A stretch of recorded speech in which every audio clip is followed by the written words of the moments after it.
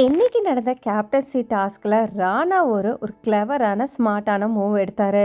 So அந்த move எடுத்ததுனால பார்த்தீங்கன்னா முத்துக்குமாரும் ஜாக்லினால் இந்த கேப்டன்சி டாஸ்க்கை வின் பண்ண முடியல.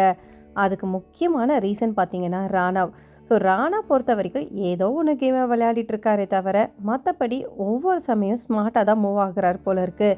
ஸோ நேற்றுக்கு பார்த்தீங்கன்னா வேறு மாதிரி ஒரு டாஸ்க்காக முடிஞ்சு போச்சு.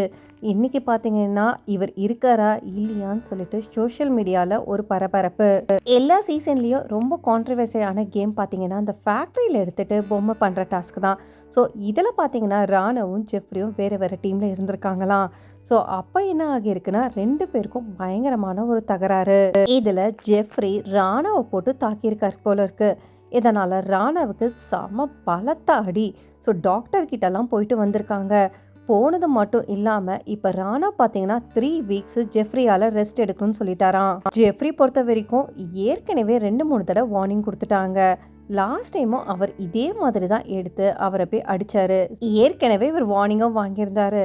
பக்கத்தில் இருக்க ஜாக்லினும் எவ்வளோ சொல்லி பார்த்துருக்காங்களாம். ஆனால் அவரோட அடிதடி ஆட்டம் எதுவுமே குறையவே இல்லை. ஸோ இதனால் அவங்களுமே ரொம்பவே கடுப்பாகியிருக்காங்க. இன்னும் முக்கியமாக பார்த்தீங்கன்னா இவருக்கு சப்போர்ட் பண்ணுற மாதிரி ராணவ் நின்று இருக்காரு முத்துக்குமரனுக்கு. ஸோ கடைசியில் பார்த்தீங்கன்னா இப்படியும் இல்லாமல் அப்படியும் இல்லாமல் யாருக்கு போய் நிற்கணும்னு சொல்லிட்டு ஒரு ஸ்மார்ட்டான மூவ் பண்ணி விஷால் கிட்ட போய் நின்று இருக்காரு.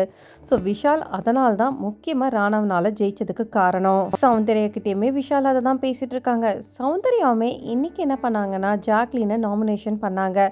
ஸோ நாமினேட் பண்ணுறதெல்லாம் கூட ஓகே தான். ஆனால் ஒவ்வொரு தடவையும் அவங்க சேஞ்ச் பண்ணுற ரீசன் வந்து கரெக்டாக இல்லையான்றது நமக்கு தெரியுது. ஜாக்லினும் ஒரு சரியான பாயிண்ட் கேட்குறாங்க. ஏன் எப்போ பார்த்தாலும் நம்ம 4 பேர் சேர்ந்து பண்ணுற விஷயத்த எப்போவுமே நீங்கள் வந்து ஒருத்தரை மட்டும் சால்றீங்க? 4 பேரும் தானே அந்த தப்பு பண்ணுறோம். அப்போ 4 பேர் மேலேயும் நாமினேட் பண்ண வேண்டியதானே? கேட்டதுமே நியாயமாக தான் படுது. ஒருத்தர் பண்ணுற தப்பை இன்னொருத்தர் வந்து சுட்டி காட்டலாம். ஆனால் உங்களுக்கு தேவையான நேரத்தில் மட்டும் சுட்டி காட்டிட்டு எனக்கு தேவையான சமயத்தில் நான் அப்படியே மாறிடுவேன்னு சொல்லிட்டு ஒவ்வொருத்தரும் மாறிட்டு இருக்காங்க. இந்த அரகண்டான கேம் தேவையா? ராணா மேலே தப்போ ஜெஃப்ரி மேலே தப்போ ஆக மொத்தம் இந்த கேமை ஒரு லெவலுக்கு இல்லாமல் வேறு லெவலுக்கு எடுத்துகிட்டு போய் விட்டுட்டாங்க. எவ்வளோதான் இவங்களுக்கு வார்னிங் கொடுத்தாலும் இவங்க வந்து கேட்குற மாதிரி இல்லை. ஸோ அதே மாதிரி ஜெஃப்ரியுமே இப்போ வீட்டுக்குள்ளே தான் இருக்காரு. தீபக்கும் வெளியில் போயிட்டான்னு சொன்னாங்க. அதெல்லாம் ஒன்றுமே இல்லை. ராணோ இப்போ வீட்டுக்குள்ளே வந்தாச்சான். டாக்டர்கிட்ட கொஞ்சம் நேரம் ரெஸ்ட் எடுத்து உள்ளேயும் போயிருக்காரு. ஸோ உங்களை பொறுத்த வரைக்கும் இது அவரோட ஓட் பேங்கிங்க்கு வந்து ஏறுமா இல்லையான்றது கமெண்ட் பண்ணிவிட்டு பிக் பாஸ் தமிழ் 8 சம்மந்தமான லைவ் அப்டேட்ஸ்லாம் பார்க்கறதுக்கு என் சேனலில் மறக்காமல் சப்ஸ்கிரைப் பண்ணி சப்போர்ட் பண்ணுங்கள். தேங்க்ஸ் ஃபார் வாட்சிங் மக்களே.